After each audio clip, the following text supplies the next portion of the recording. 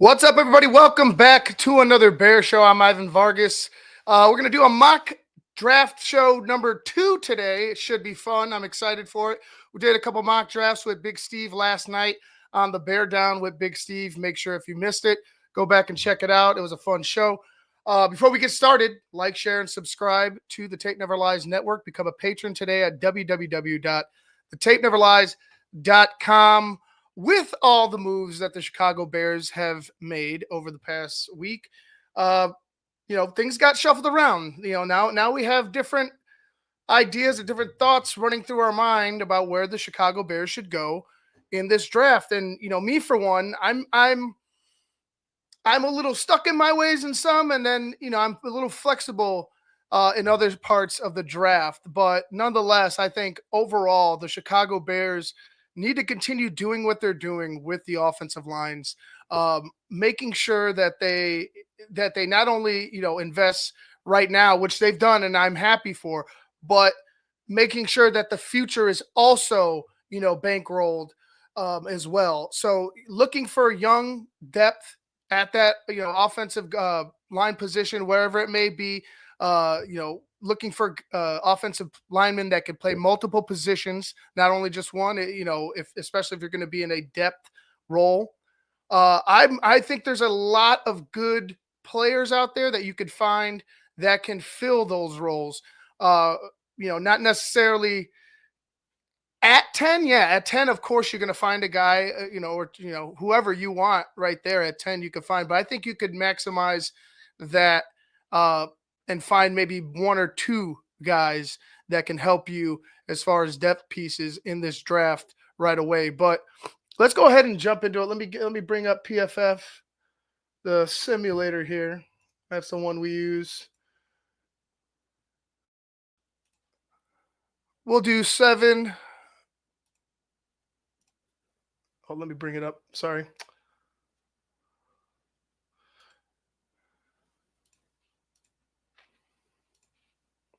There we are. So we'll do 7. I like to leave some flexibility with public and PFF. Not a lot, you know what I mean? Not a lot. Positional value, I'll move it up slightly, just slightly, because I don't know what Ben Johnson is thinking. And if Ben Johnson was running that offense, the pick with Jahmyr Gibbs, talk about positional value, best player available, that comes into mind. Draft needs, I'll leave where it's at. And randomness, I won't touch. Randomness, I won't touch. We'll have a somewhat fast draft. We'll leave it about there. All right. So here we go. First draft on the clock. Tennessee Titans. Abdul Carter, number 1 overall. Am I not mistaken? Abdul Carter, the Tennessee Titans. Travis Hunter, number 2. Will Campbell. Membu, number 4. Mason Graham, number 5. Jahad Campbell at number 6. Ted McMillan at 7. Tyler Warren at 8. And Donovan Dim is a Rauku. I probably screwed it up, but he was taken edge from Boston College at number 9. And here we are at 10. Obviously, Genty sitting there. You know that we have we have Pierce and Mike Green with the questionable character. Talented but questionable character. Pierce seems to be a guy that is really, I don't know, from just whispers. I don't know if it's people on the outside just trying to knock him down in the draft or what, but it doesn't sound good from Pierce's camp, or excuse me, from people coming out of Pierce's camp and giving us the information. It just I don't know. If he's a guy that has character issues and on top of that can't work well with others, you know what I mean? It's a no-go for me. So, but there they are right there. Obviously, Josh Simmons, Calvin Banks Jr., Cam Ward. Wow, Cam Ward out of the tie. They're not even going after him here, which is interesting. But so we pretty much have the rest of the board here for us. Let's check out the trades. 10 trades available. 14 to the Colts. We have Atlanta at 15, Arizona at 16, 17 to the Bengals, the Broncos at 20, the Chargers at 22. The Packers at 23, but they could go fuck themselves. Houston at 25, and the Buffalo Bills at 30. Oh, excuse me, and the Panthers at 57. So Bills at 30, Panthers at 57 to round out the suitors that we have here for a possible trade. We could go ahead. Let's check out the Bengals here. Let's see what Cincinnati's been doing some questionable shit. Well, let's check out what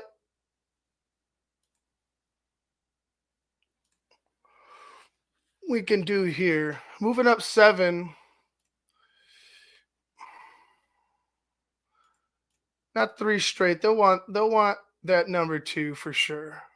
But let's see if we could get 17, 81, and 153. That'll definitely be accepted. Right? Let's see. So that'll be accepted from the Bengals. I don't want to go down to 20 with the Broncos. I want to stay in the teens. So that's why I kind of started backwards. Cincinnati at 17. Now moving up to Arizona at 16. Let's check it out. 16, 78, and 1. Try 115. They'll take the 115 too. I'm sure Cincinnati will do the same thing. So that seems like a go. You get 3 picks from Arizona in this year's draft. I mean, I could pretty much ask for 4. I'm sure they won't accept this. It says likely, and there's a movement maybe. But let's keep it a little more realistic. 6 spots, 3 draft picks. See if I could finesse them for a 5. Right? That seems to be good. And then we have Atlanta and Indianapolis. I don't believe Atlanta has. Yeah, Atlanta doesn't have the numbers that I want in pick. They don't have the amount of picks for me. In Indy, move up a little closer.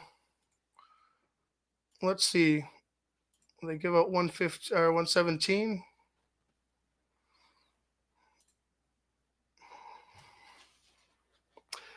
I don't know if that's, especially from that point, moving up 4.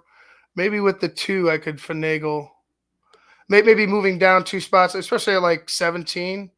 Maybe I was able to, I was thinking maybe I could go ahead and finesse them for a 2026 pick. But with the Colts being there at 14, 3 I feel like is pushing it. And you can see that in the percentage. But let's go ahead and let's go try it out, right? Let's try it out. All right, they accept. So we move down 4 spots. We accumulate 2 more draft picks in 80 and 117. And let's see what happens. So Colts take Mike Green, Jade Barron. Aston Genty went to the Cowboys. Will Johnson to the Dolphins. And here we sit again.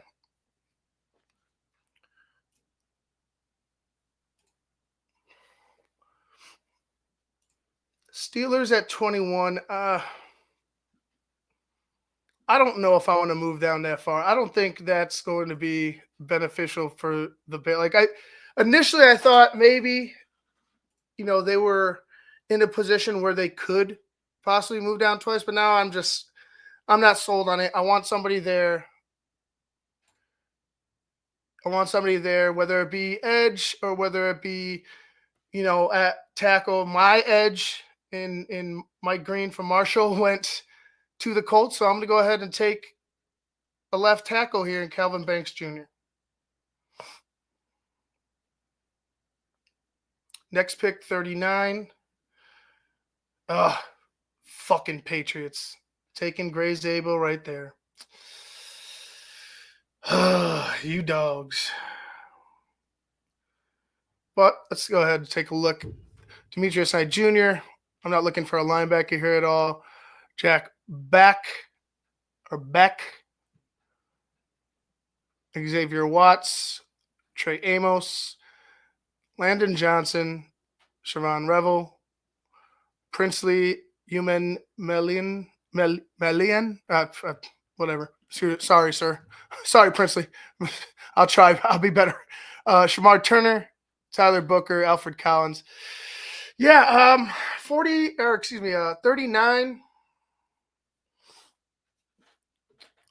I'm not quite sold on these edges, right? I'm not. I'm really not quite sold. Landon Jackson has a big frame. Like he could do a lot of good things, right? He's a freak athlete, but is he? To me, is he more of a project or is he ready to go? Is he more NFL ready? Or is he kind of a project still?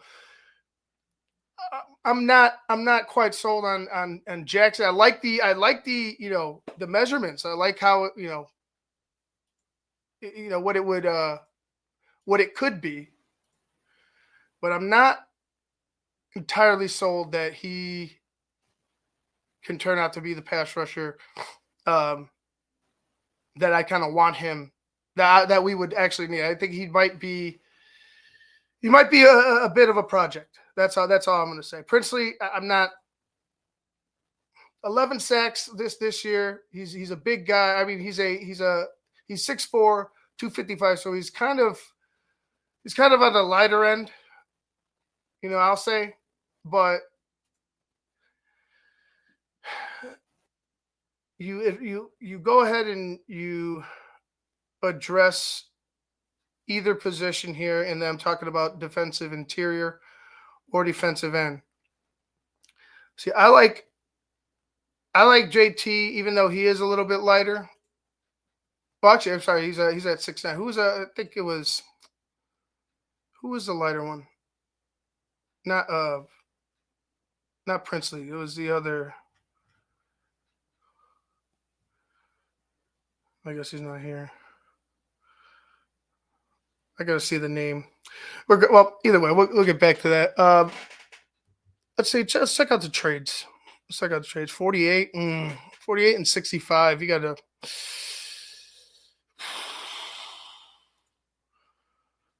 Yeah, I don't think so. No, I don't think so. Not in this draft. Anybody sold on Watts here?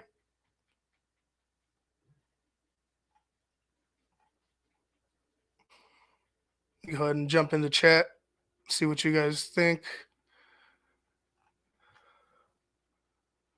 I got to keep jumping away from the screen because I can't. It's so small when I bring it back to the StreamYard screen.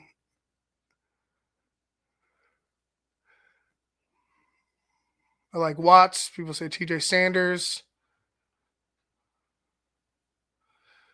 Frank Hex has Jackson, Judkins, Arroyo Sawyer.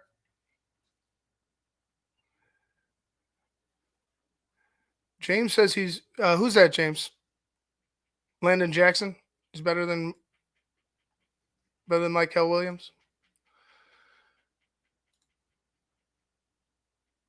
Like I said, man, I feel like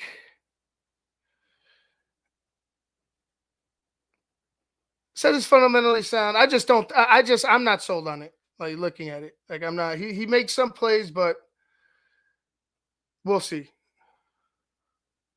We'll see. Let's see their analysis. Got the injury history, especially with the bigger frame. Got build up speed, larger frame, limits his twitch and range of direction. I don't want to. I mean, that to me is the injury history with how medical technology is now. It's that doesn't really scare me. Like he had two ACLs. I'm sorry, I didn't read that. Two ACLs. Oh well, that's different. One ACL wouldn't have scared me. Two ACLs is kind of so he has a history of injuries that could scare me off as well. Um, This one's gonna be this will be tough. People want. I know James. I know who James wants. Uh, Watts. Some people want Watts. Issues with Watts, tackling issues, but improved in 2024. Needs a better take. I mean, these are PFF's pros and cons, obviously, but needs to take better angles, stay balanced. Sometimes gets caught flat-footed in coverage, isn't quick enough to recover. A little stiff when forced to flip his hips and change directions. Uh, Guy finds the ball. Ball hawk is the top pro, right here. High IQ player, with a quick twitch. So maybe if he becomes smarter, maybe he can make up for some of those bad angles taken, and learn how to play the game more balanced, I guess. Especially if he's able, you got high IQ. I would imagine, a guy like that going into the league would continue to learn and progress. So maybe some of these cons, are just they were the cons that he had in college. So not necessarily going to be carrying over. I do want a safety, but I don't think we have to. We could take a safety right here, guys. I'm gonna go with Landon Jackson. I'm gonna go with like I said, I want to stick with the big boys, the first three picks, and in some of these other mocks I do today, there'll be difference a different set of. Oh, what the heck's going on here? All right, there we go. There'll be obviously different picks, and we'll do some crazy ass ones if you want. See how shit see how shit works. But right here, 41, we have 7 trade offers. See, 44 from the Cowboys, 45 from the Colts, 48 from the Dolphins, 49 from Cincinnati, and I'll only go that far, even though we have 3 more. They're just way too far down. So we have the ability to move down a bit and stay within the next 10 picks. Let's see. Miami wants to move that 48.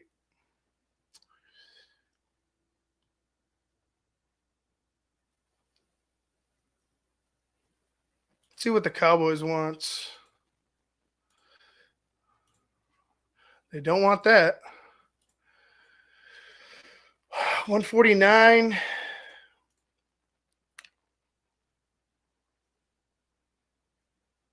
171 to move up. They got a bunch of picks in the back end of the draft.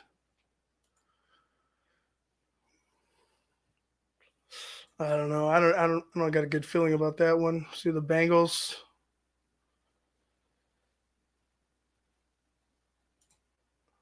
$49.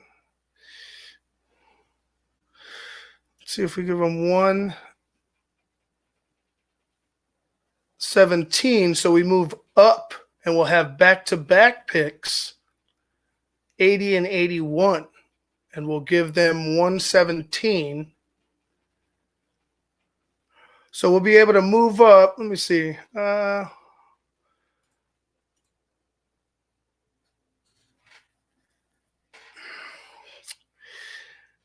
In a 5th next year, would they be willing to do that?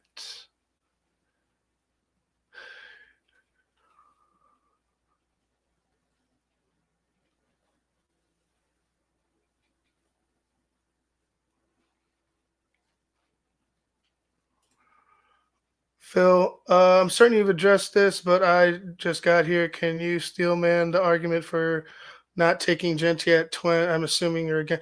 Yeah, I mean, you have plenty of other,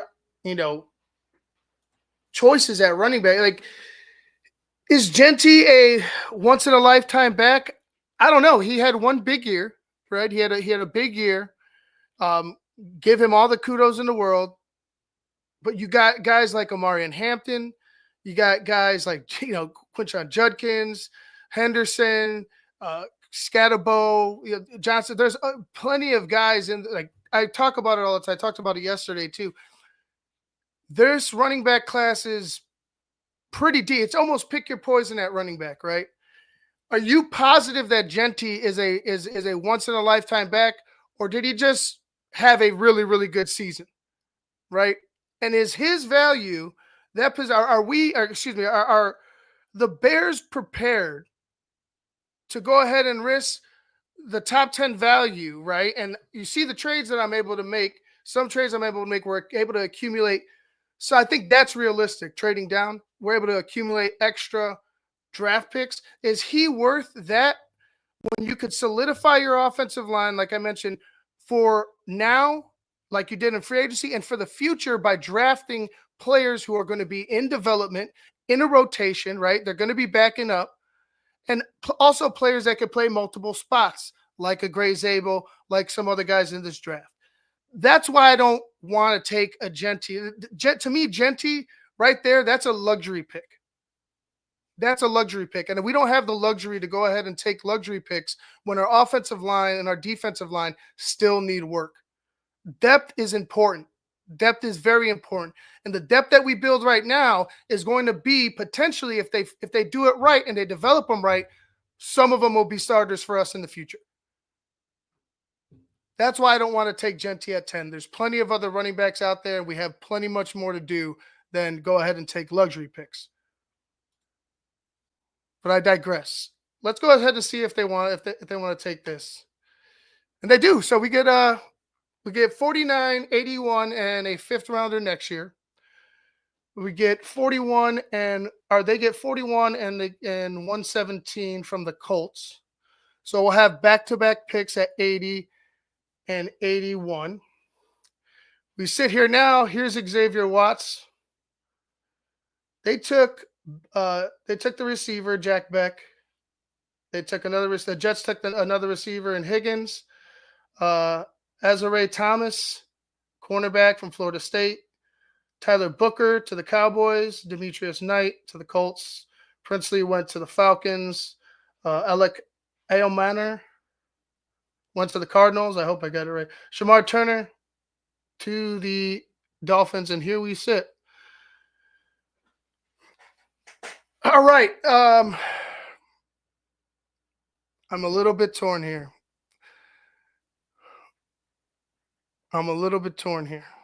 Because I do like Watts. I do like Collins. I like all these guys are really, really good. I feel will help us out tremendously. But I don't think this guy's going to be available further down the line. So I'm going to go ahead and take Quinshon Judkins, running back, Ohio State.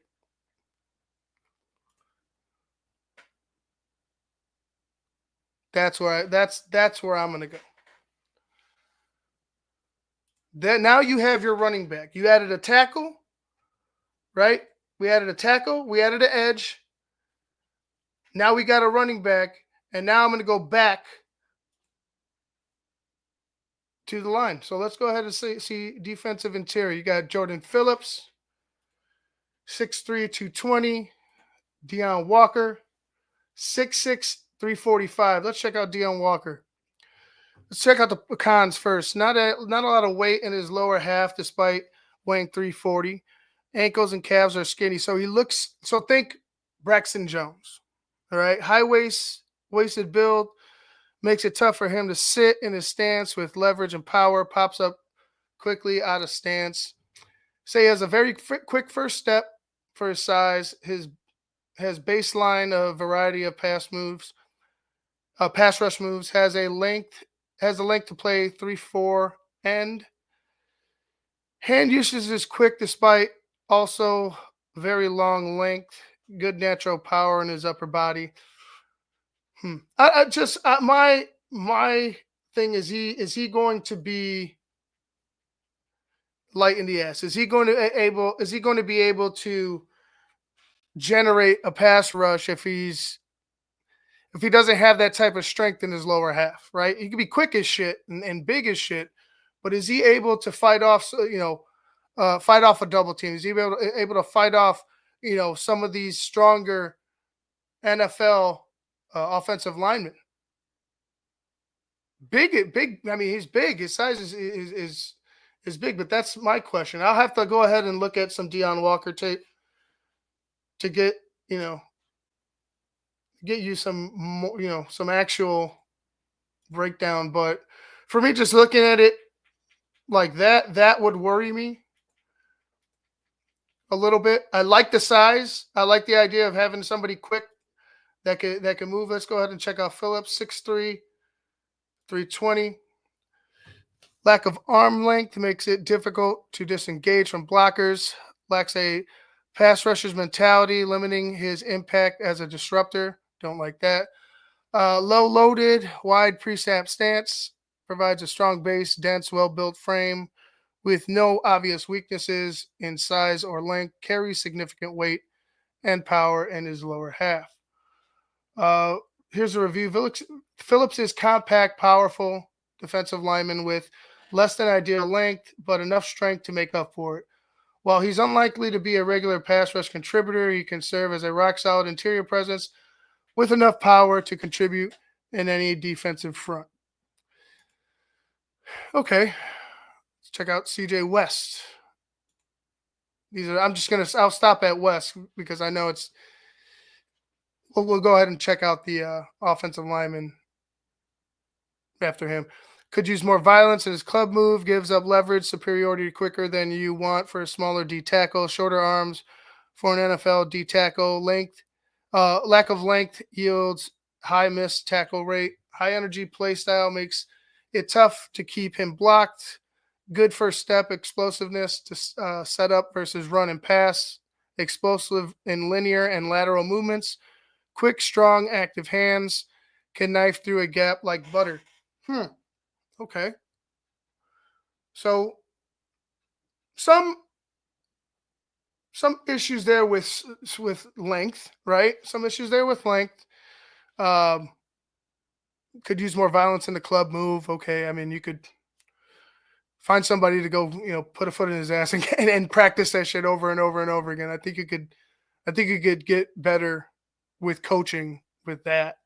Um, yeah, leverage. If what size is he? 6'2". So he's not a you know huge guy like as far as height is concerned. So you giving up leverage quicker, that's not it's not that's not ideal for a smaller guy, right? You're the small guy. You should have the leverage over some of these taller offensive linemen, but it seems like he's quick enough to make up for some of that. So he's an interesting choice at defensive interior. Let's go ahead, check out Tate Radledge. You saw him. He's an interesting pick. He'd be a rotational guy, 6'6", 320. Doesn't have as much athleticism. So that's somebody that I probably would stay away from. Like, I don't think that's average to below athleticism, if that's the truth. I don't know if I don't know if that's what the Chicago Bears want. Some of these guards are gonna be taken in the back end. Got Josiah Stewart. Let's check out him. Let's read the review. Stewart is a juiced up pass rusher with less than ideal measurables. His effort and leverage give him a chance to win any rep, but he lacks pass rush nuance to win with more than those attributes and a good first step. His best spot in the NFL might be as a off-ball Sam linebacker, where he can be used as a blitzer more than just a straight edge defender. So maybe 6'1", 6'1", 245. Probably not the guy that's going to fit in the Dennis Allen type of defense.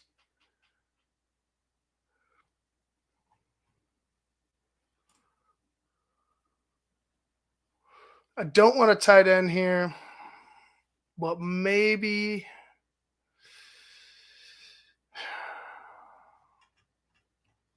fuck it, let's check it out. Tight ends.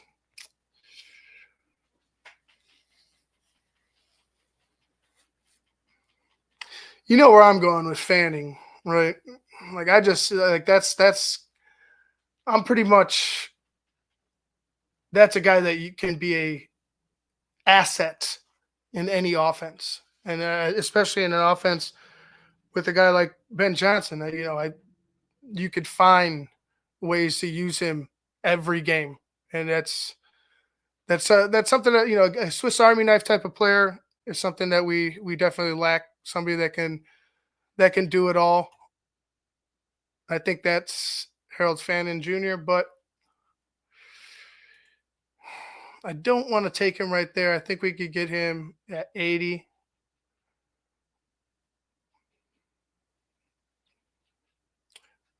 Elijah Roberts, 6'4", 295. No review, but can be slow to recognize, anticipate misdirection plays. Lateral stop and start can be stiff, slow, lacks bend to be considered a full-time edge defender, explosive, but not twitchy, dense, powerful defensive lineman, has experience and success at many spots on the D line. So he's versatile, explosive for his size. So that's something to be to take into consideration, right? A defensive end who's not necessarily he definitely versatile, but he probably can excel being that that Swiss Army knife, moving all around, not necessarily having the offensive lineman know where the hell he's going to be or what he's going to do or know who he is to start to start his career. That might be a benefit for the Bears, especially in a rotation. People really like Jonah Savanaye. Is that how you say it? I hope I got that one. I feel like I should have got that one. 6'5", 336. Let's check out what they say with this analysis. Lack of strength shows consistently below average run block.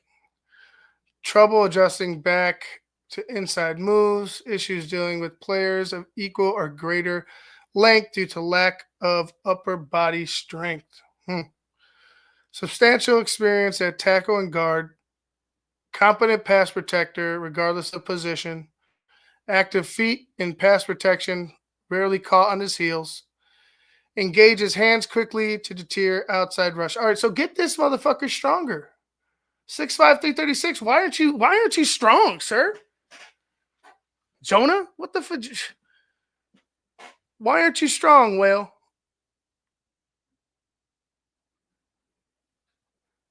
I mean, you're from America Samoa. You're supposed to be like strong as an ox. What is this? What is this nonsense? You're not strong enough.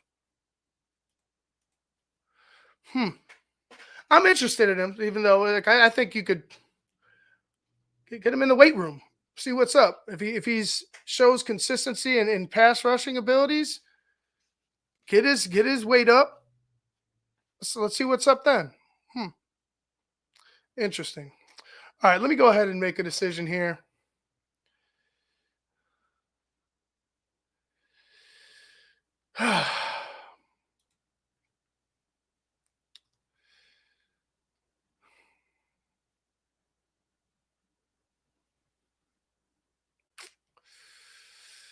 Oh, maybe check out Lathan Ransom, 6'1", 210. Toughness and tenacity are Rantham's calling card, which make him good use of in all facets of the game. While he may lack the tools some other prospects have, he has the instincts and awareness to make up for it. Terrible mirroring breaks and has middling bursts to make up ground. Doesn't possess high-end speed to match versus verticality. Excuse me, vertically. Can struggle tackling in open space. Has tenacity and physicality in space. See, this sounds like who's it sound like? Sounds like Jaquan Brisker, to be honest with you. That's who it sounds like.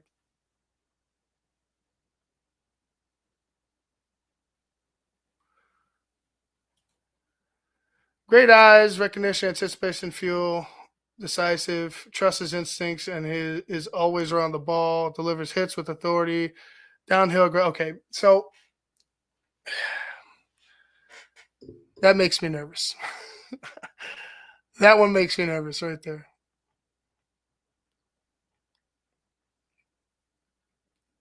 All right. I'll make the decision. I'm going to go with an edge in Elijah Roberts. Remember, he's not necessarily, I wouldn't consider him an edge because it reads to me like he's a player that can play every spot on the defensive line.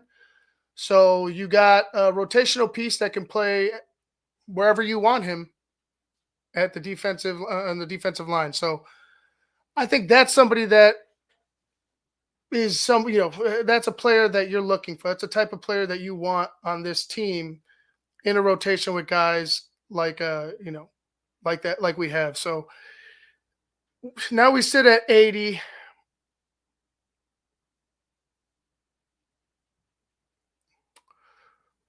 He can still take Big Jonah. And you know what? I will take Big Jonah because he can play tackle guard. And I said initially at the beginning of the show, and when I was talking about Genty there, we want guys that can play multiple positions and be developed. And Jonah sounds like that guy, but he sounds like he's more developed as a pass protector than he is as a run blocker, which is kind of weird. But like I said, let's get his weight up and let's see what he can do. I'll go ahead. I'll go with Jonah right here, Big Jonah.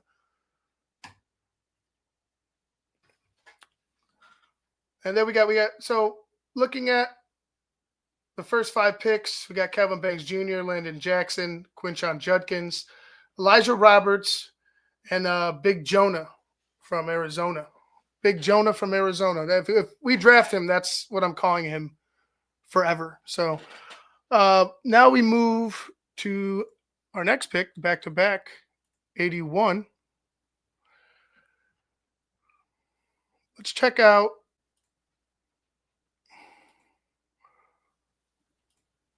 wide receivers, tight ends. And if I'm in this position, like I said, I'm taking Fanning Jr.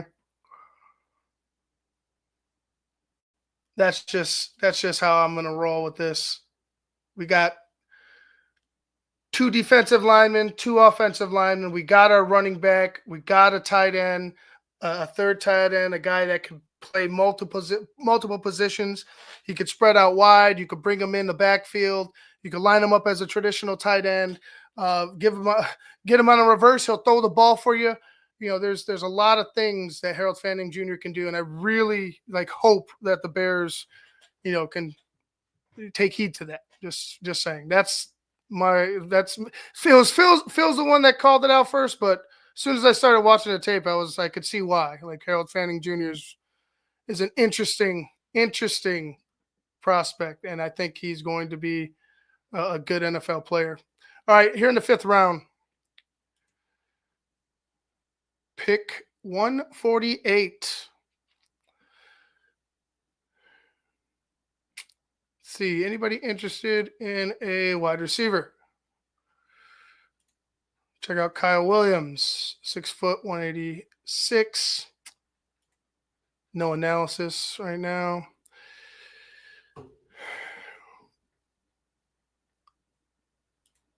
Kobe Hudson, 6'1", 200.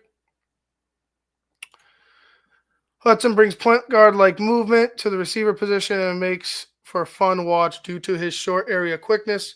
However, his limited long speed and questionable catch rate likely make him a mid-round projection. Too inconsistent with hand fighting.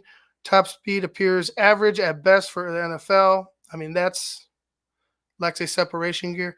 Lower catchable pass and contested catch percentages. Runs routes like a point guard, crossing up defenders.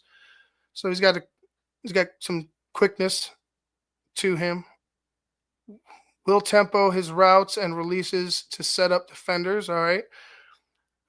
So he's creating his own space. by the way he manipulates the defender in his breaks. That's kind of what he's doing. That's if that's not what I'm reading.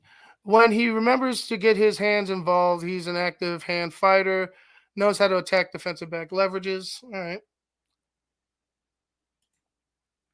Hmm. Let's see. Let's see. Isaac Tesal, 6'4", 215. Got no pros, got no cons right here.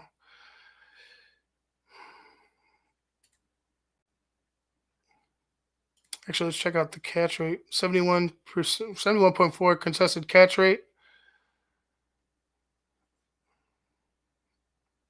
So he could go up there. I mean, he's a big body. He could go post up, right? 6'4".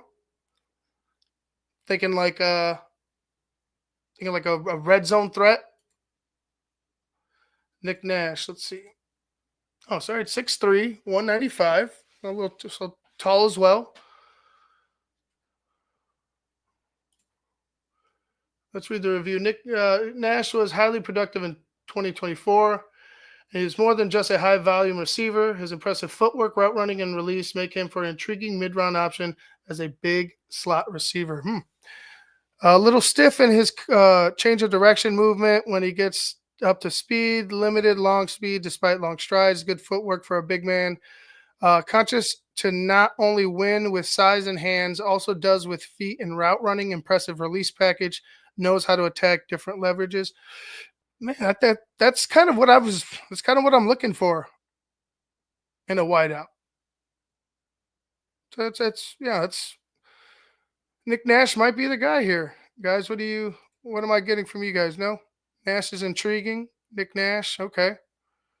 All right, let's do it. Let's go ahead and take Nick Nash. 'Cause I want to get to at least to two more mock drafts before I, wrap up. So let's go. Nick Nash, wide receiver. Pick 233 coming up.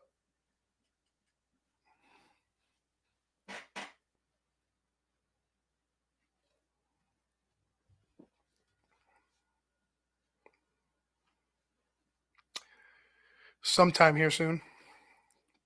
All right, here we go.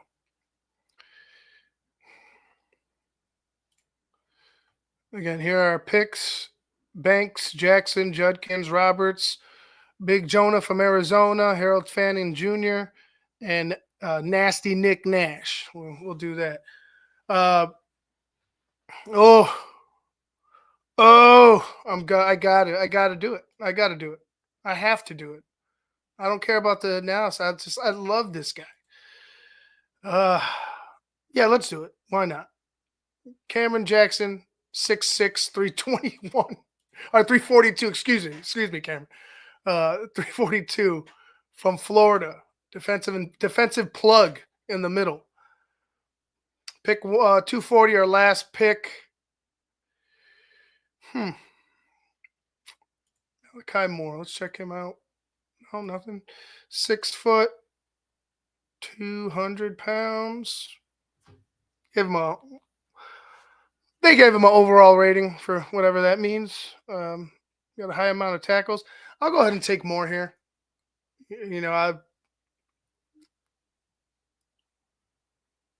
We need a safety.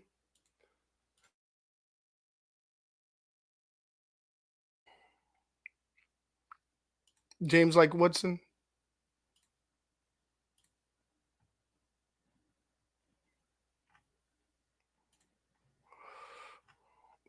Let's see, safeties. 5'11", not liking that. I want 6'1".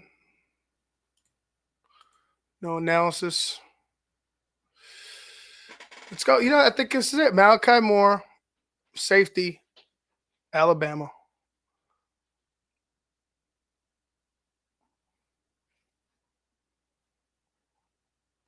All right, and that's the draft. Kevin Banks Jr. after the trade to number 14. Then we go Landon Jackson. We swap picks with the Bengals from 41 to 49. We also pick up third rounder, number 81, and a fifth rounder next year. We grab Quinshon Judkins, Elijah Roberts, Big Jonah from Arizona, Harold Fanning Jr., Nick Nash, Cameron Jackson, and Malachi Moore.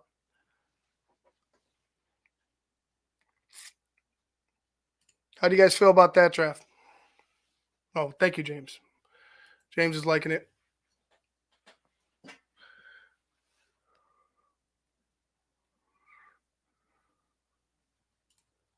Sorry, Bear Truth. I'm out with an injury from work, so I'm over here trying to do some things, with the side gig here. But yeah, I think I feel really comfortable with say the draft mark carrier. Walter Payton's in the next draft, guys. Don't worry, we're gonna grab him then. Uh, I feel comfortable with this.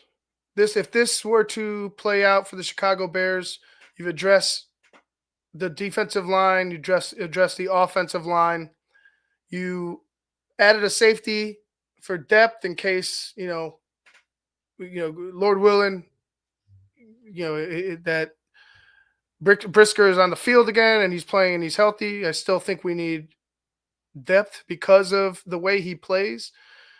Cameron Jackson, another depth piece, like a guy that I think could surprise you. We talk about Billings. Cameron Jackson is he's a Billings type of guy, and hopefully he's able to plug the middle and stop the run like Billings does for us here.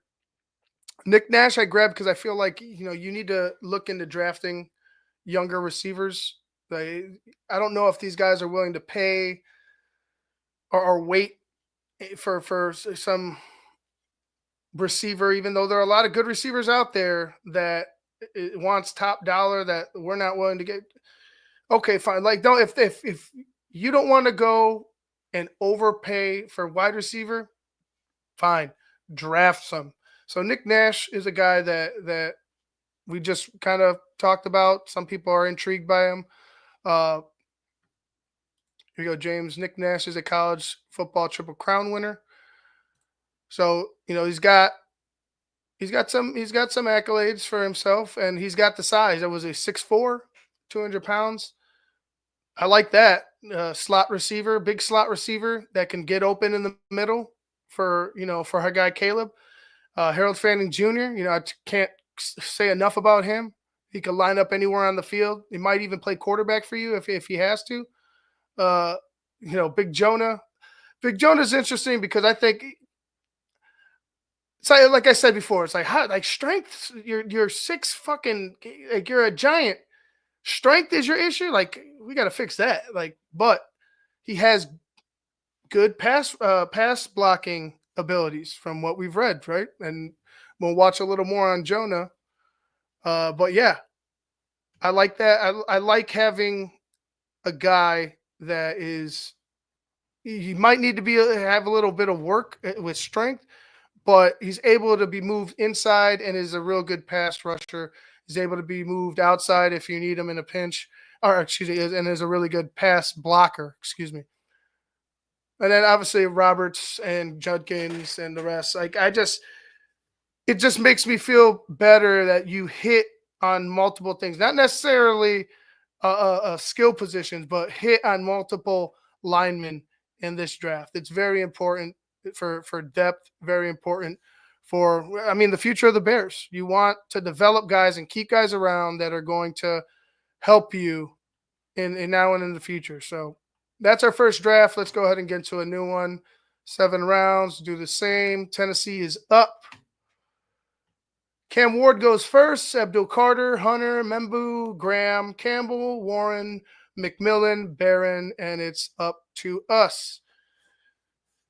Oh, we're drafting Genty. No, we're not. Psych.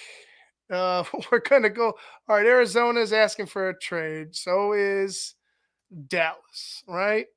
Let's see, Dallas. So we're not gonna get no 44.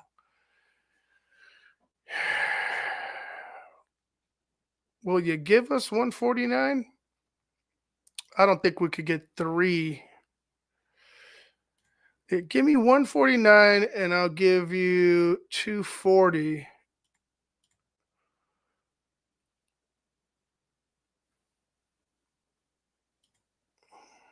Maybe they'll do it. Maybe they're desperate. All right, let me check out Arizona. They're willing to go 1640, 50% chance. 1647 and 115.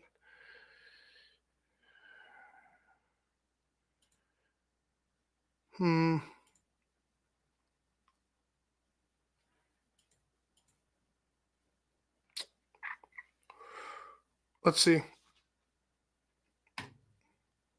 Oh, all right, they did it. So Arizona gave us 16, 47, and 115 to move up 6 spots to draft Jihad Campbell. Aston Genty went to the Niners. Mike Green to the Cowboys. Mikal Williams to the Dolphins. Pierce Jr. to the Colts. Shamar Stewart to the Falcons. And here sit the Bears.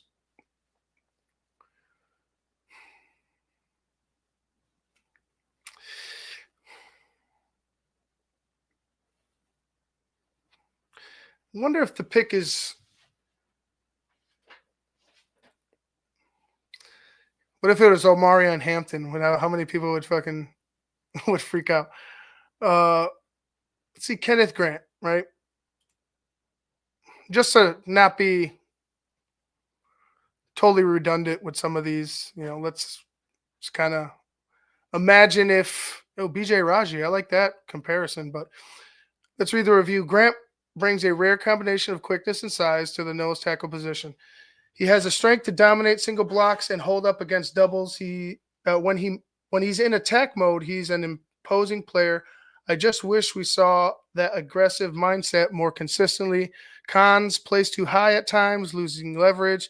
Hand usage can be erratic and lack purpose. You could fucking fix that with a good teacher.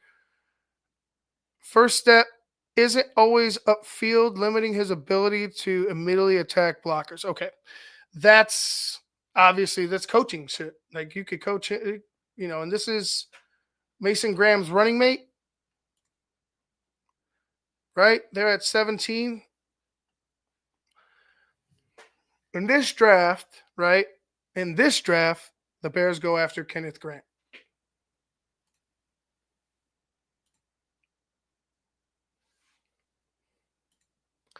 So first pick for the Bears, Kenneth Grant, defensive tackle out of Michigan. Now let's continue. See, we got 2 trades here. Not interested in either.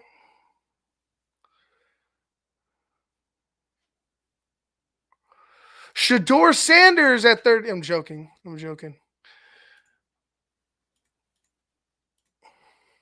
Alfred Collins, I like, but I don't know if they go back-to-back defensive interior. I think it's a little far-fetched.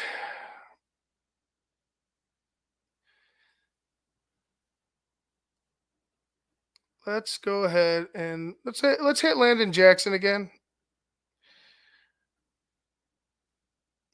We'll do that. We'll double up Landon Jackson.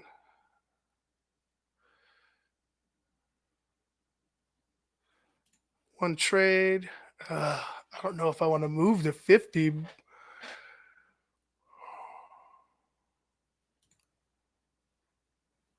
Or maybe. Because Ariante Ursery is right there.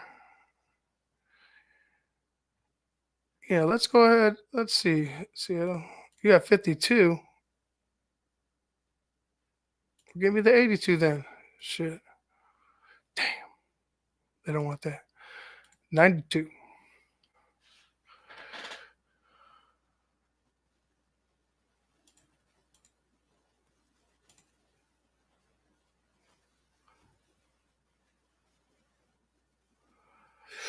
$50 and 92. All right. So Seattle takes Princely. Jets take Bach.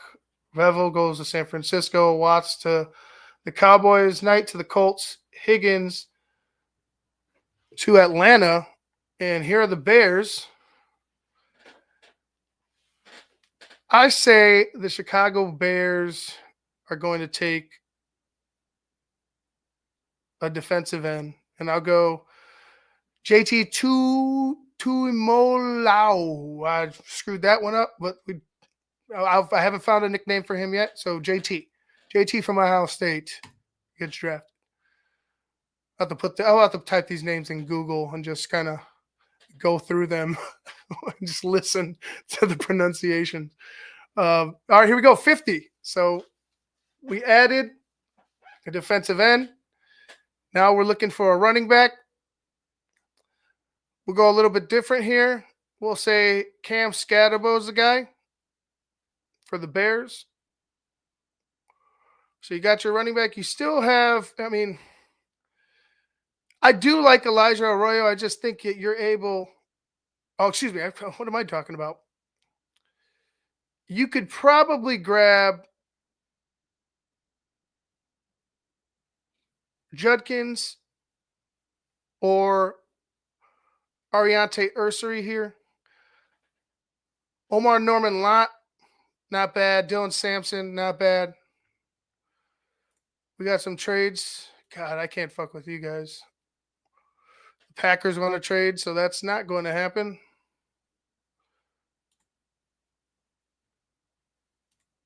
So we got Grant, Jackson, and JT. Now, do you take a running back here?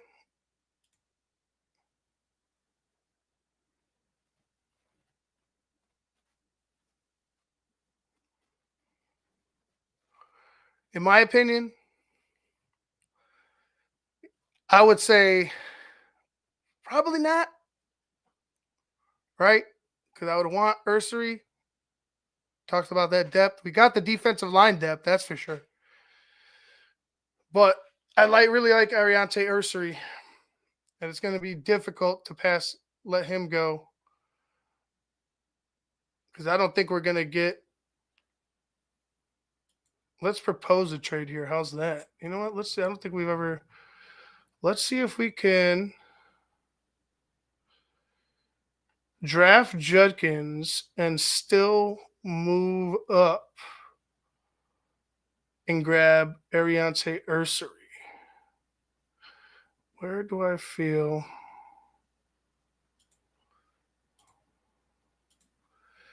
comfortable? See Carolina?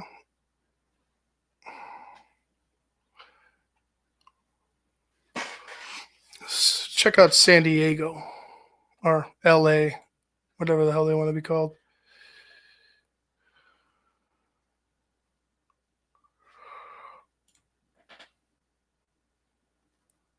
It'd be 55 for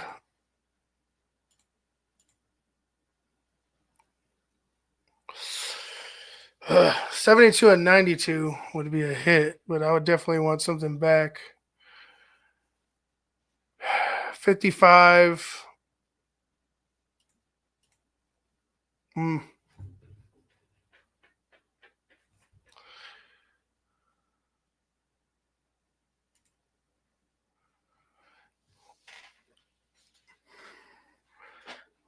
Yeah, I want 2 picks because I'm giving them.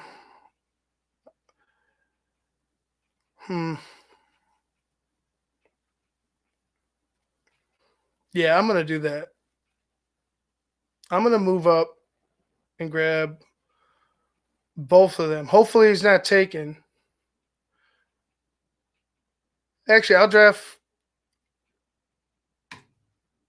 They don't like it. They like this, though. Let's see. I still want 2 fucking picks for it. So you're going to have to deal. Or 3 picks, I mean. They don't like it. 255.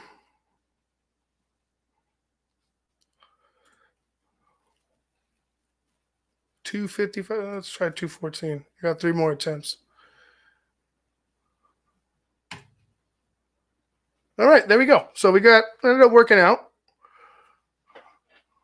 Hopefully, none of these bastards take one of the players that I want. But like I said, I don't think they're going to take four straight running backs coming up next. So I would go ahead and grab Ursery here. And that's what I'm going to do. Fucking Packers, those bastards. They grab Judkins, and we'll grab Scatabo.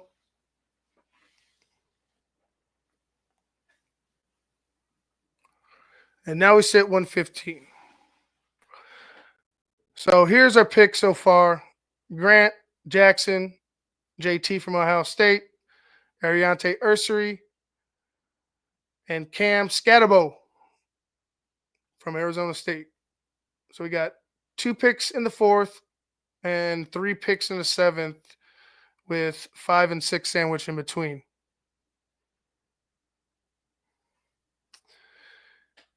Let's go ahead and take a peek at offensive line.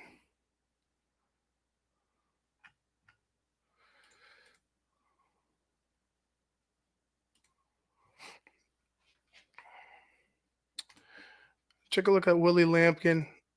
5'11", 290.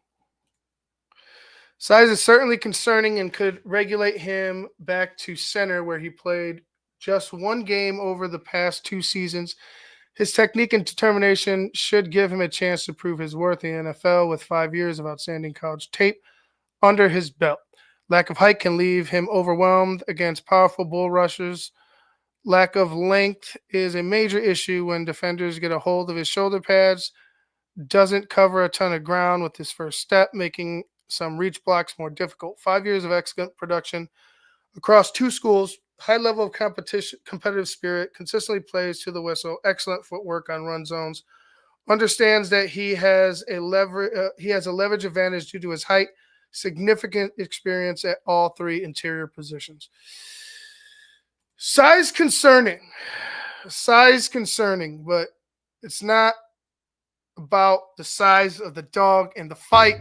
It's about the size of the fight. All right, I'm gonna stop. Right there. I'm just too cheesy.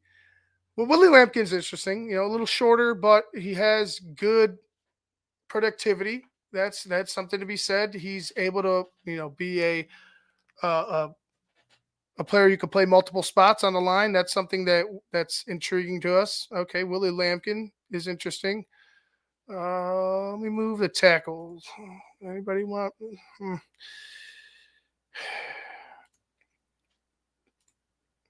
Crenshaw Dixon is a long experience, and that's way to start that one.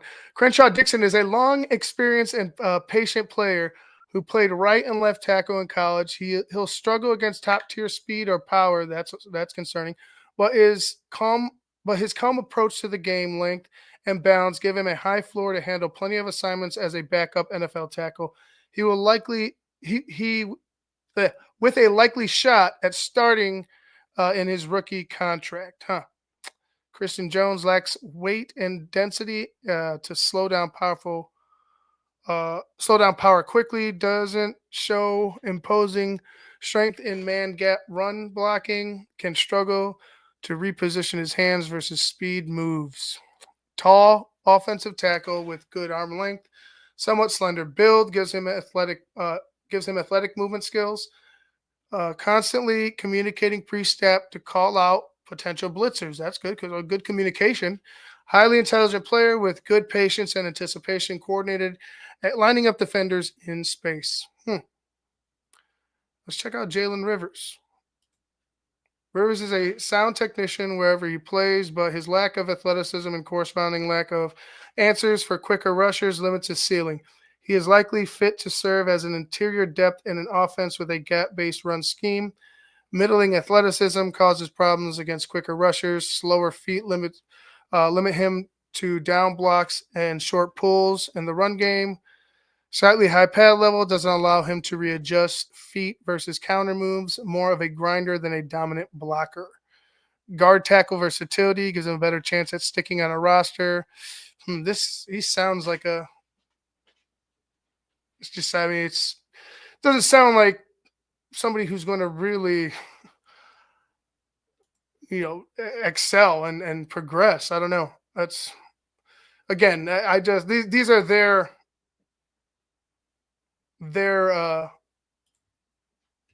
analysis on it. I don't know how the tape says, so we'll just see about that. All right, we're sitting in the fourth round. Wide receiver, Pat Bryant. First look, 6'3", 200 pounds. Bryant lacks top tier athletic qualities to be a day one outside receiver, but he possesses a strong build, good hands, and reliable blocking to make him a rotational X wideout. Lacks separation against single coverage. Hands should be more active against press. Doesn't have long speed to punish a defense when he finds space. Showed strong hands in 2024, including through contact, plus blocker and space for screen and swing passes. Useful in condensed sets due to the ability blocking above the rim type catch. Okay, you know what? I'm just going to go ahead and take him. That's what I'm going to do. Pat Bryant, wide receiver in the fourth round. Man, I still got. I could take him later if he's there.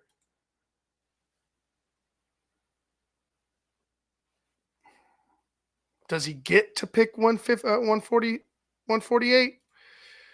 I know he's ranked 150, but excuse me. Sorry. Let me check out Torrey Horton. 6'3", 185. There's a lot to like about Horton's game, including his nuance, pride, and the little things, competitiveness, and sure hands. If you can look past his athletic drawbacks, limited long speed, and agility, he projects as a mid-round possession receiver with a chance of being a coaching favorite who sticks around a long time. Slender build means he can get moved off his routes easier. Average to below average top speed for the NFL. Takes him a handful of steps to reach top speed. Lack of mass impacts blocking efficiency. Great route runner for his size, strong hands, even through contact, big catch radius. Hands are up and ready to fight to get off press contact. Long strides help him cover ground even without great speed. Nuance in his release versus press pairs that with active hands. Fundamentally sound blocker, competitive player who takes pride in everything he does. It's Torrey Horton, 132. So where are the receivers? Where are the tight ends at? Nope, tight ends.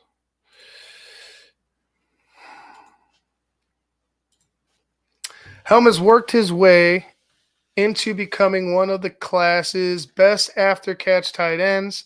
He isn't the strongest blocker, but he does have good feet and pass protection. Getting stronger would give him more opportunities as a tight end 2 with starting potential.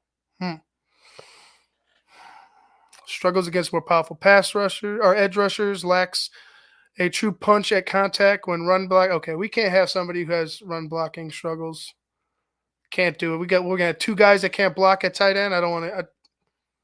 Sorry, can't do that. I didn't want to think about it. All right, let's go ahead. I think I'm gonna grab. Got the edges. I think I'm gonna grab Crenshaw Dixon from Florida. I like Willie Lampkin. The height concerns me.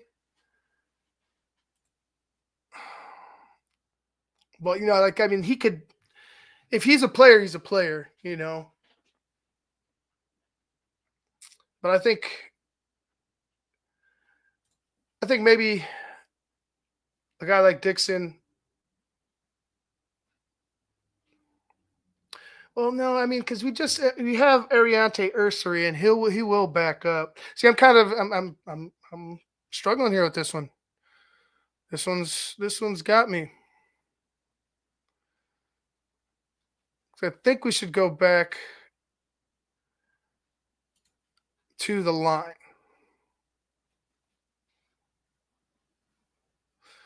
Linebacker, James? Looking at linebacker?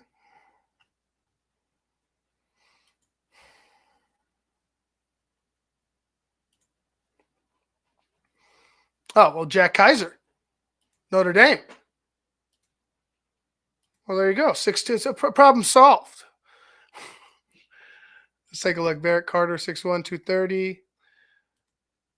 All he needs to get stronger. Carter's an athletic, versatile defender who can be valuable chess piece for our defense as a weak side linebacker. Undersized player. Height is in the 11th percentile, while weight is in the 17th percentile. Has issues stacking and shedding blocks. Not the strongest player. Has had tackling issues in previous years. Needs to get more violent and less passive. Good instincts in zone coverage, reads quarterbacks, and can make plays on the football. Has the range and athleticism to succeed in coverage, both in box and in slot.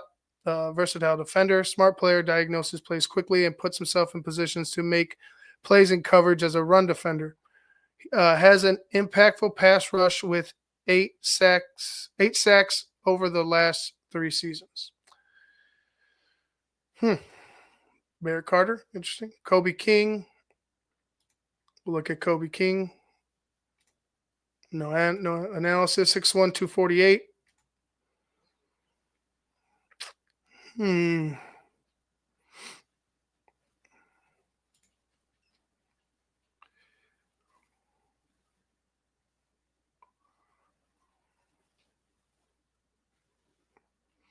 Yeah, I'm not. Even though I want to draft Kaiser, because I'm not feeling I'm not feeling that one. Let's see.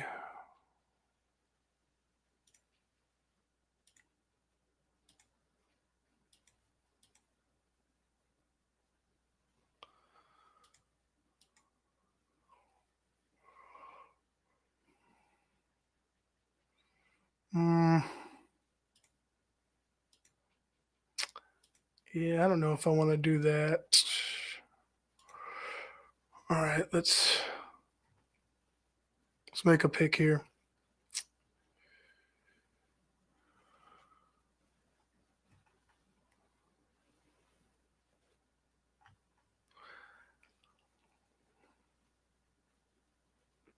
I'm gonna go. I'm gonna go with Lampkin. I'm gonna go with Lampkin. We drafted a tackle. Let's go get another interior piece. Can move, play all three interior positions. Maybe he learns how to play center, gets better. I know. It's trust me. I was like, I want. I'm going through it in my head. Like, man, I don't want this shit to happen. Like, I don't want this on my team. Like, it's. I know it's all for fun, but in my mind, I'm like, no, don't do that shit. Like, there's a million things going on in my head. Um. So now that we got a bruiser, I was thinking, looking at a guy like a Jadon Blue. Blue is one of the best athletes in the 2024 running back class with top tier long speed and short area explosiveness. He can get here. He can add strength and improve his ball security. He has potential to be a home run threat in a two back committee, right? So and we don't know what the verdict is on DeAndre Swift. What if he's going to be here? If they, we all know the history with him and Ben Johnson. Same team ends up getting sent away. Now it's kind of come full circle. Now what's going to happen this time? I'm in favor for drafting two running backs if you're able to accumulate more picks in that back end of the draft, where you can find a guy like Jadon Blue, who has great speed, who can be a pass catching back for you, who can mirror or excuse me, complement a guy like Cam Scatabo, who we drafted earlier, who's more of a bruiser. Who he could do a lot of things, but he's more of a bruising type of back. Now you take you take the defense in another direction with a guy who's very quick, who's very fast, and very explosive. Like I like that. Like, to me, that's a recipe for building a solid running back room. All right, so Jadon Blue, running back out of Texas. Pick 148 in the 5th round.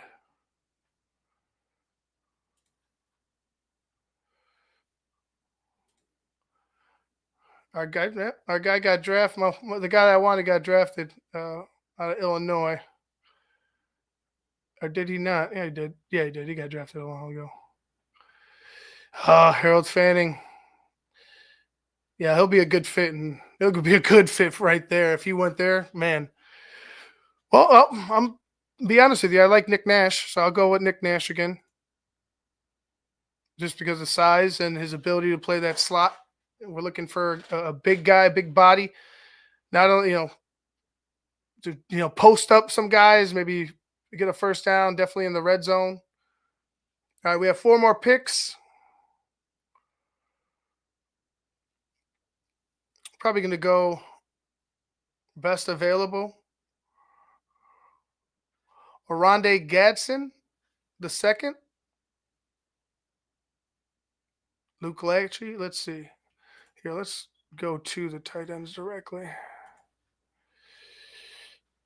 CJ Dupree. Did I get that right? No chance. 6'5", 262. Not very productive. 21 receptions, 245 or 254 yards, no TDs. Luke Lackey. Lackey will likely be drafted due to his pedigree and because he's the latest in the Royal tight end pipeline from Iowa Hawkeyes to the NFL. However, for him to stick, he must get quicker or stronger. Right now, he's not NFL caliber in either area. What? Well, then that's not good.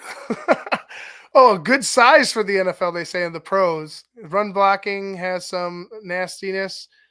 Catching percentages are very high in 2 years. In the 2 years he started, shows good fundamentals and his hands with his hands when run blocking. Struggles to separate, likely below average athlete. Gets pushed around in the run game versus defensive ends. Weight can get a bit too over his toes when blocking. Yeah, I'm just going to stay away from that one. See, Oronde Gadsden.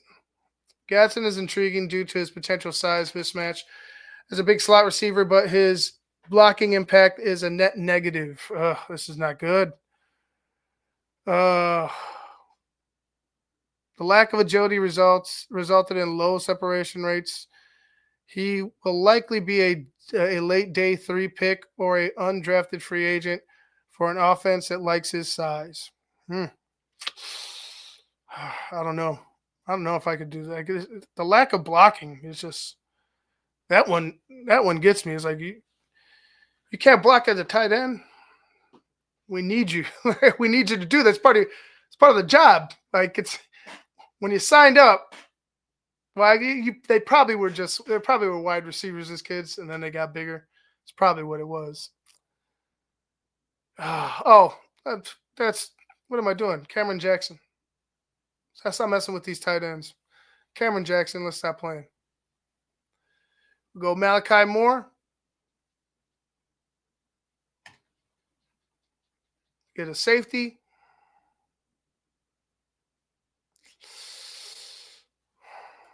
Ty Robinson. I think Ben Ricketts was talking about Ty Robinson. 6'6", 310. On the inside, let's check out our picks. So far, we got Kenneth Grant.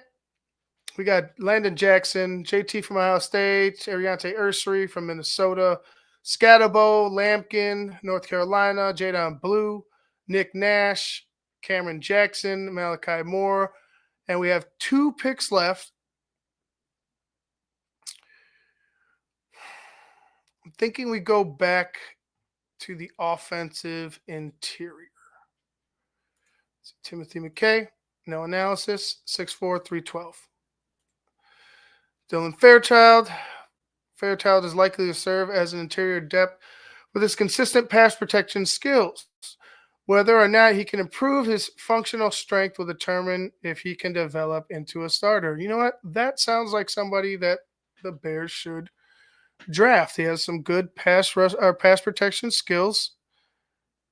Might need to get stronger. Let's see. Let's read the cons. Doesn't have a singular trait that would be considered dominant. Meddling upper body strength doesn't allow him to displace defenders. Tendency to lean into run blocks with shoulders and chest. Caught off balance at times when attacked with blitzes. 6'5", 310. So Josh Gray. Gray's lengthy outside zone experience and willingness to play inside due to his lack of length could give him a chance to stick in the league. Ability to perform adequately in pass protection will determine length of that stint. Like I said, go back and check out all these. And when I read it, like I'm just reading it because I can't just pull up the tape and start fucking showing you guys. But once obviously if you are a patron, you get to see Draft Mob. We'll show you most of these players, not all of these players, obviously, but most of the guys that our names are connected with the Bears are definitely the bigger names. Consistently below average pass protector, regardless of position. Shorter arms, lack the strength, are issued against bigger defensive tackles. Has eyes up for stunts, but not enough power to deter loopers with momentum. Versatility could help him stick on a roster. Functional outside zone blocker. Yeah, what they're saying is he's a body. Like that's pretty much what they're saying. Yeah, he's just a body. So Webb is let's go play Webb. Webb is a grinder who has athleticism and attitude to give himself a chance in the run game. His shorter arms and mediocre strength could cap his ceiling in pass protection. Grinder who keeps his feet moving and aims to finish blocks, quick enough to play in any scheme, but likely a better fit in zone. Some production as a puller, mirrors feet well, and pass protection. And what was his size? 6'3", 290. All right, we'll stop with this guy where, if they have analysis. Yeah. I think it's Weir.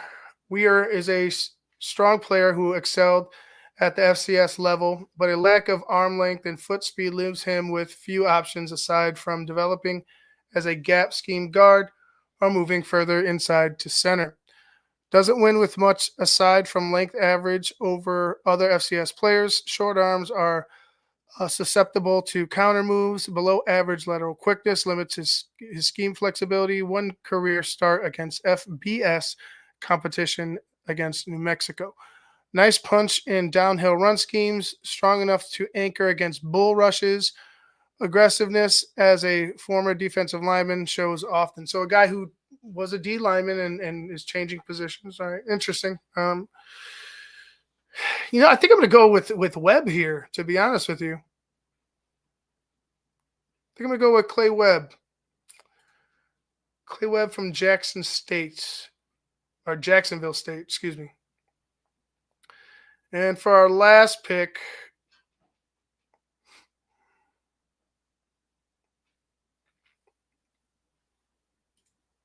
another receiver.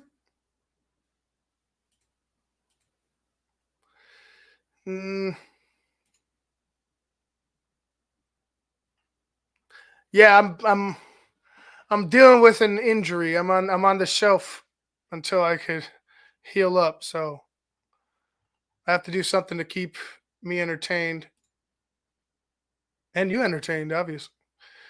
All right, last pick of the draft.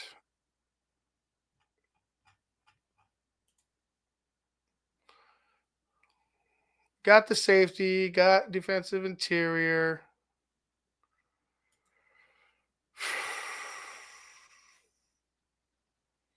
I don't know if I want any of these tight ends. Let me see corner. What is it? What are the corners doing? Fintrell Cypress, 6'1", 188. Look for a big corner.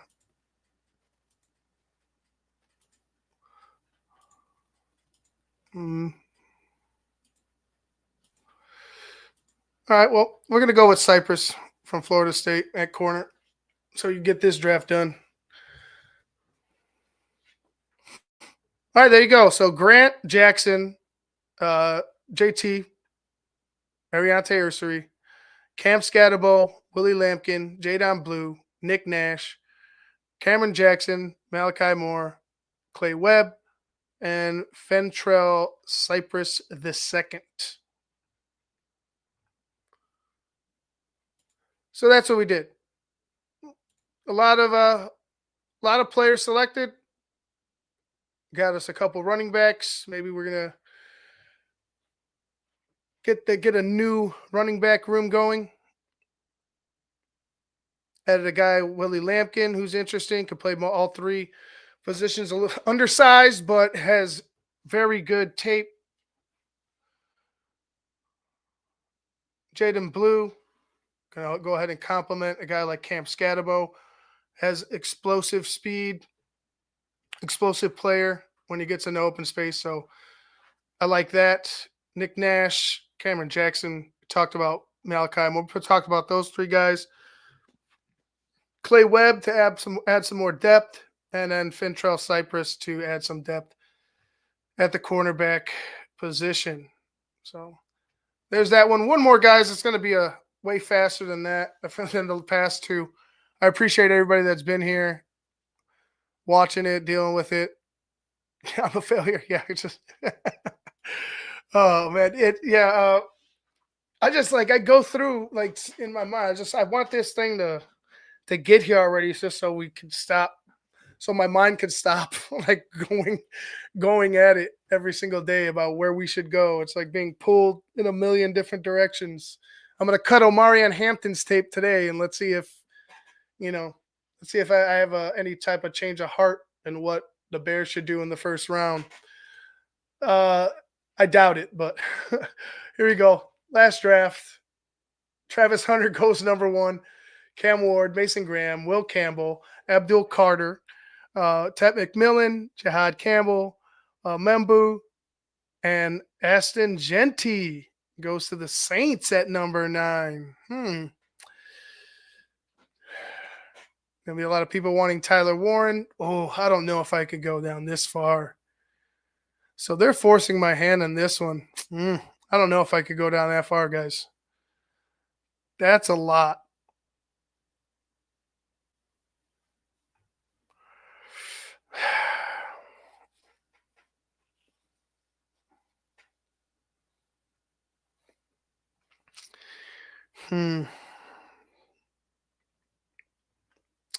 I don't want Tyler Warren. If they're gonna force me to do it,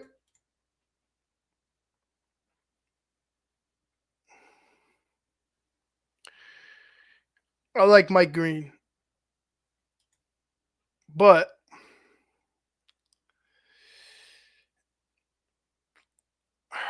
I don't think the Bears would pull the trigger realistically. I don't think the Bears would. But I like a guy like Mike Green. 6'4", 248.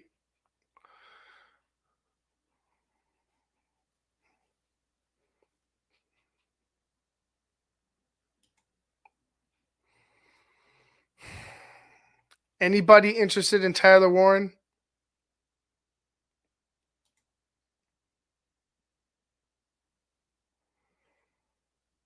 Yeah, we drafted Willie Lampkin last draft. Where have you been, Bullets?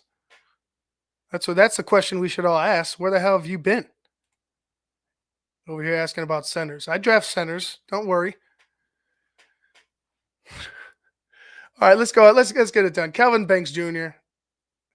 Because I would like there to be a trade, but there's gonna be no trade. I'll take Calvin Banks and figure it out. Nick Scorton. Scorton brings our Scruton. I don't know how to say that.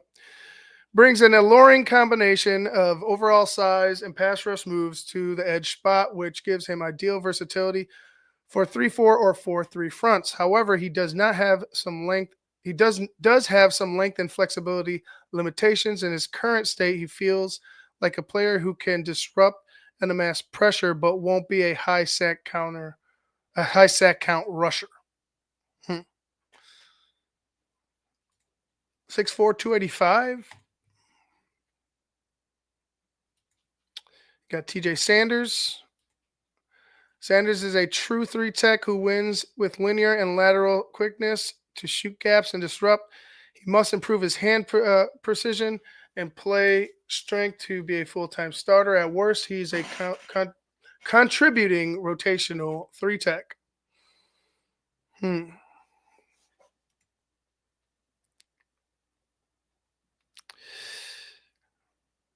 gonna go. I'm gonna go with the edge here. Got another pick, and then I'm gonna go with Sanders.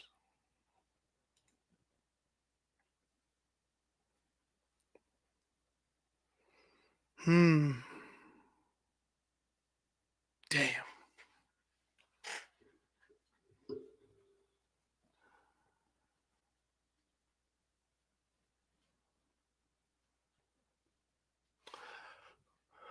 Dylan Sampson.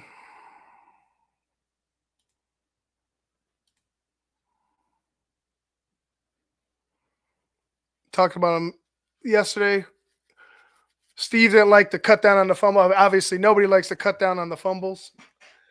Sampson is a speedster who pairs explosiveness with patience and vision. He is a big play potential behind any blocking scheme and could develop into a plus receiver, though he must cut down on fumbles. All right, well, I think you got. I don't think you could. I don't want to miss out on a guy like him. But let's see. Let's check out this running back room. See who else is left. We got Blue. So but I'd probably have to move up to get Blue. RJ Harvey. Harvey ranks well with PFF wins, above average metric due to high missed tackles, forced averages as a rusher and a receiver, as well as his production in the passing game. He plays with more urgency and violence. He could be a productive NFL running back, willing pass blocker, but lacks the weight to stand up to defenders. Injured, taking on a block in practice. Can be hesitant behind man/gap blocking concepts. Overall play speed concerns.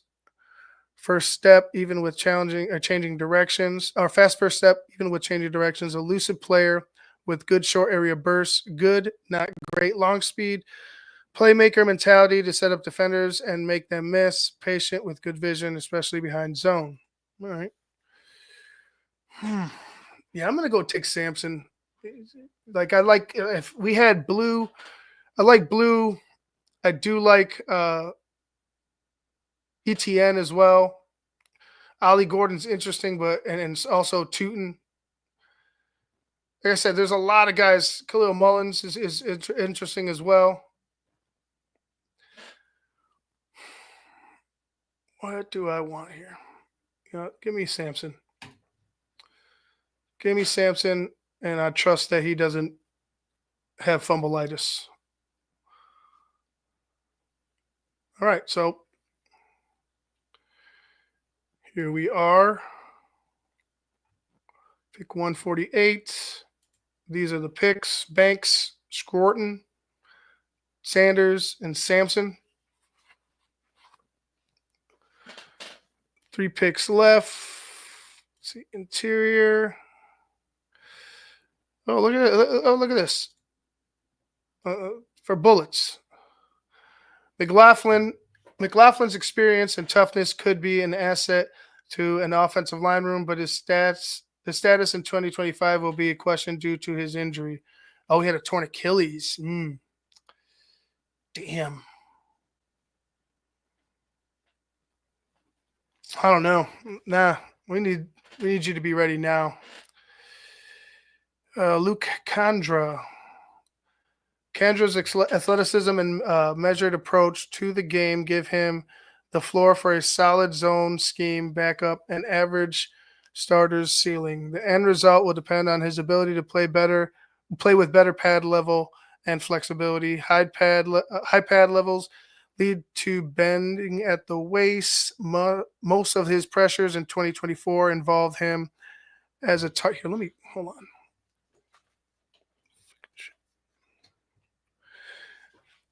Most of his pressures in 2024 involved him as a target on stunts, rarely a powerful force, which could limit him in outside zone schemes.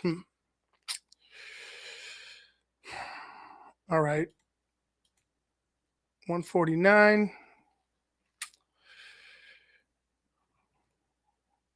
Let's see, Major, or let's Monahan. Let's read him.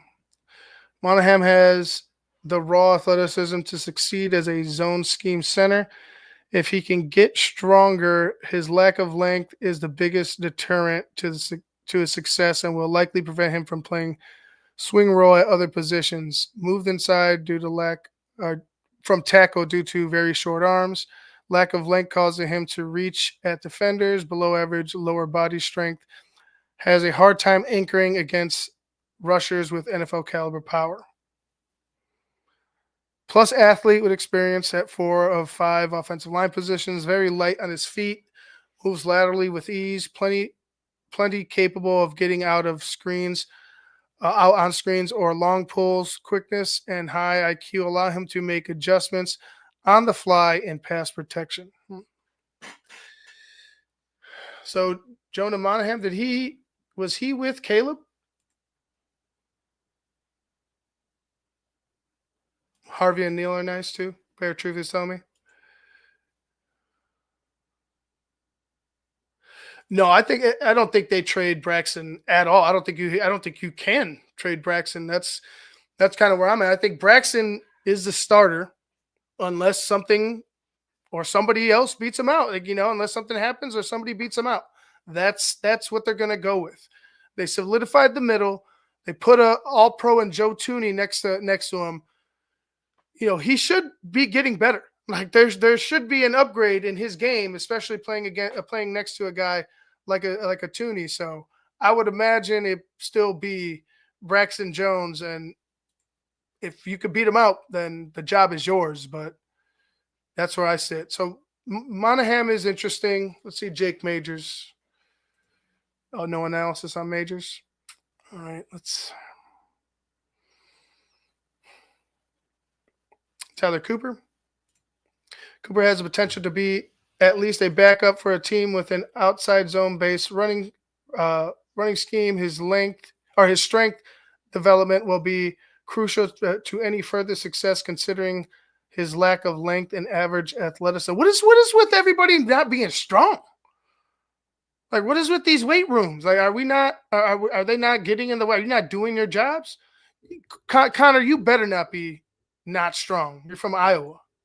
Let's read it. Connor Colby. Colby projects as a potential valuable depth in a Shanahan style outside zone scheme. His lack of plan and tendency to lunge in pass protection is currently a major barrier for him earning a starting role. Consistent problems in true pass sets, struggles with length despite being listed at 6'6". Tendency to lunge toward pass rushers instead of staying patient, doesn't always maximize his combination of strength and angles in the run game.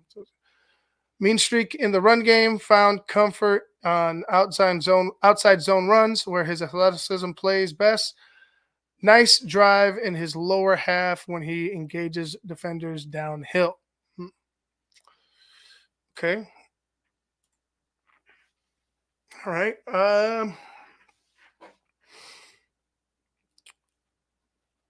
I'll go with Kobe. I'll go with Kobe here. Seems like he's more prepared for the run game. I have to check out how he is in the passing game. He obviously didn't have a high grade here, but we'll see. Give me Malachi Moore. Or you know what? We'll take Hunter this time. We'll take Hunter. They don't have any analysis on him. 6'2", 218. I'll go look up some info on some of these guys that don't have any information on there. But we'll take a safety still, but this time we'll take Hunter Wowler out of Wisconsin. Last pick of the draft, last pick for today. Calvin Banks, Scorton, Sanders, Sampson, Colby, Wowler. Should we add another lineman? I'll take a flyer on Ware, Marcus Ware, the guy who went from defense to offense. And there's our draft, right? Fucking 3 A's in a row. Should be a fucking B or an A with Calvin Banks Jr., but and then D, B, but 3 A's, Scruton, Sanders, and Sampson. I like that. Too bad these grades mean nothing.